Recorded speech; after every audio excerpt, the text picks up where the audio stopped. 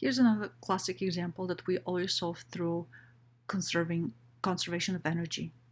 Sliding without friction. Usually it's some object sliding down a ramp that is slick and doesn't have friction. Sometimes it appears as a skier going downhill.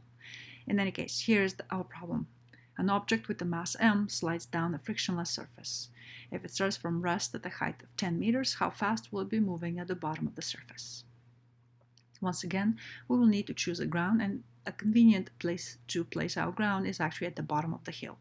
In that case, we can say that the object starts with initial vertical elevation of 10 meters.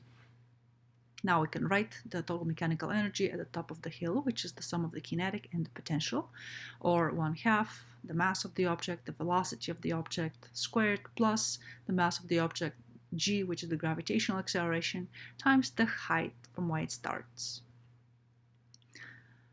Because the object starts from rest, we see that the velocity at the top has to be set up to 0, so the total mechanical energy at the top of the hill really is going to be equal to whatever we have from the potential energy, or mgh.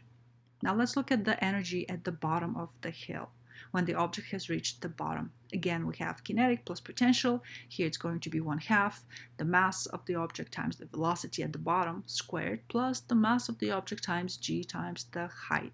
But again, remember, we chose the ground to be at the bottom of the hill. That means the height here at the bottom is equal to 0. So the entire mechanical energy will come from the kinetic energy, whatever the object has as a kinetic energy, 1/2 mv squared.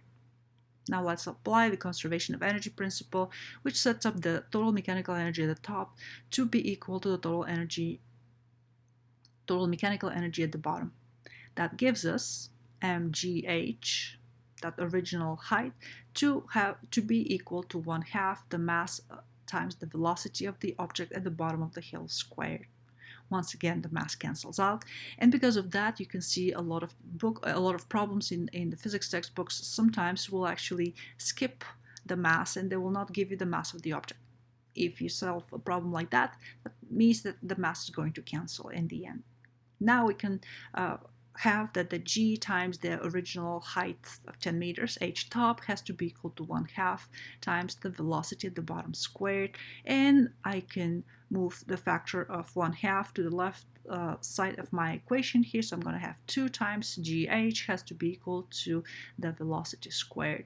I can plug in the given values, so I'm going to have 2 times 9.8, which is the value of g, times 10, which is the height, the original height from which the object started sliding, has to be equal to the square of the velocity at the bottom, and that means that the velocity at the bottom is going to be 14 meters per second.